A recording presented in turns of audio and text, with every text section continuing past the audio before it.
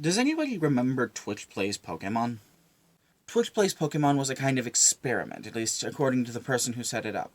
What happened was you took a bunch of people, put them in a room, or in this case, a Twitch channel, and gave them all the same control over the same character in the same game.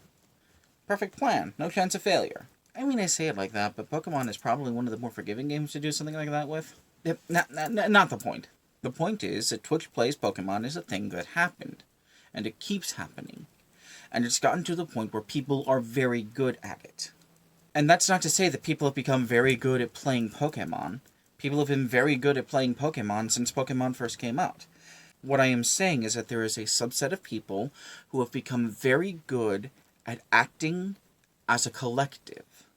And the first thing that struck me when I went into the Wall Street Bets subreddit is that the kind of language that people use is the same kind of language that they used in Twitch Plays Pokemon. You need to do this, because these are our goals, and these are how we accomplish our goals. These are skills that people somehow have come to possess. And they've used those skills to basically burn $13 million. $13 billion. I still need to contextualize that, though. Okay, so $1 billion in $100 bills is a stack of money roughly the size of 2 sedans side by side. So $13 billion is a pile of money roughly the size of a small parking lot. Okay, I've got a better one. I've got a better frame of reference for you.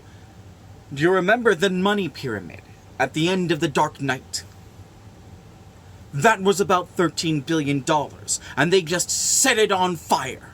The Reddit nerds are jokering out! We truly live in a society! I mean, I jest, but this isn't really a Herculean feat. Anyone could have done this. Wall Street has been showing its ass to the entire world, to everyone in the world, for the last 10 years. 12 years, even. Anyone, at any point since 2008, could have done something like this. No, let me be more clear. Occupy Wall Street could have done this in 2010. Anonymous could have done this in 2014. The Bernie Bros could have done this in 2018. But we're only seeing it happen now. Why is that? Why is that? So I have some thoughts, some observations based on what I've seen. And while I will note that literally every other option for relieving the stress that people are under has been exhausted, up to and including inciting a violent insurrection against the United States, I will, for the most part, keep those observations to myself. The people of the Reddit thread, that is the Wall Street Bets Reddit thread, have specifically stated and specifically requested that no one speak for them, because no one can speak for them, and I will respect that wish. I will talk about some observations I've had, but in as neutral a way as I can. By way of an example, and to clarify the broader point that I'm making, I will state that the drive for vengeance, the desire to swing and hit at the institutions that have been hurting them for as long as they have been adults, is the main driving force for most of the people who are participating in the Stonks tomfoolery.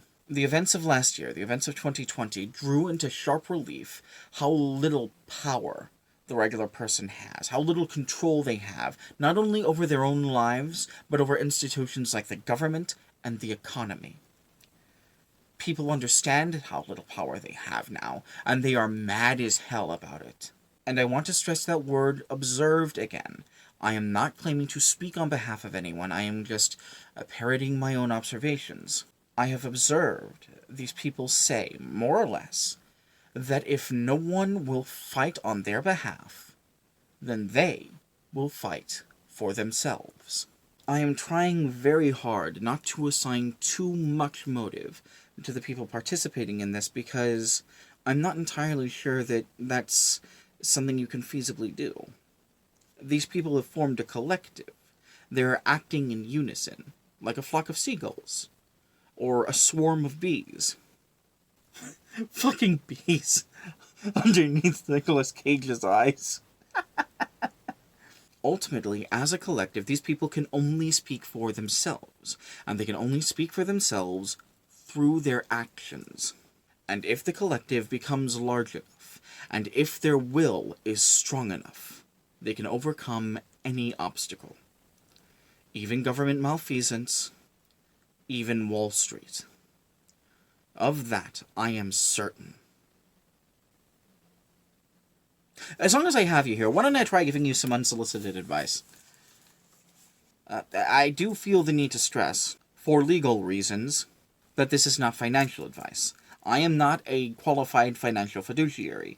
I am not even good with money. I have 28 cents in my bank account right now. What I am good at is politics, and I might be able to help you with that. So, the first and most important thing, I keep seeing from people who are more in the know than me that it is very likely, almost a certainty, that Robinhood is going to be shut down. They've done some pretty shady shit, and they are allowing the collective, I suppose, to do the things that they're doing. So the solution to that is pretty simple the way I see it. You've got like 200k people on the subreddit now, right? Just crowdsource an open source alternative to whatever Robinhood's doing. Robinhood was doing some pretty shady shit anyway, and really, if you're going to do something like this, you want to be in control of the tools that you're going to use to do it. So there's no downside to creating an alternative to Robinhood, other than maybe the work that you'd have to put in. I'm not skilled in programming. I don't know what it would take to do something like that, but I figure you get 10 smart people, you put them in a room, they can figure something out. Then you present that to 100 other people, and they can bang out all the bugs that are in it. The second thing, related to the first a little bit, is that they have stopped trading certain stocks, and that there is sort of a rumor that they might be shutting down the NASDAQ. I wouldn't worry about this too much, and it's specifically because you're not going to have the NASDAQ shut down for more than 2 days. 9/11 only shut down the NASDAQ for, 3 days, didn't it? Now, they might be shutting down the NASDAQ in conjunction with getting rid of the Robinhood app and other similar things, maybe correcting fluctuations in the market, but even if all of that is the case, all you have to do is wait that out and go back at it. They are not going to beat you by waiting you out, as long as you are patient enough to strike when the iron is hot. The third thing, and we're dipping down a great deal in importance, if you wanted to start acting in a political context, if you wanted to start demonstrating your political weight in how you acted in the stock market, I would start by going after Mike Bloomberg. Specifically because Mike Bloomberg has donated to Republicans and Democrats in the past. Going after Mike Bloomberg would be seen immediately as a political action, but it would not be seen as a partisan action. And you want to avoid partisanship for as long as you can, because you want to keep the cohesion of the collective for as long as you can.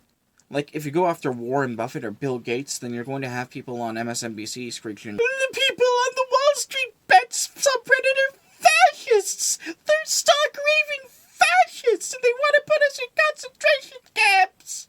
And nobody wants that. But on the other hand, if you go after Rupert Murdoch, or you go after David Koch, then Fox News is going to be all like, the people on this financial subreddit are stock-raving communists. They want to take all of your money, they want to take all of your homes, and they want to put you in concentration camps. And no one wants that shit either. Also, does anybody else remember that time that Michael Bloomberg paid his way into the second Democratic debate? Does anybody else remember the second Democratic debate? What I'm saying is that Michael Bloomberg can fuck himself with a crucifix.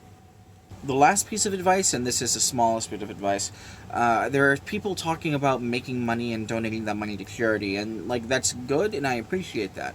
But I would ask you to do in conjunction with that, to go and donate directly to people who are in need.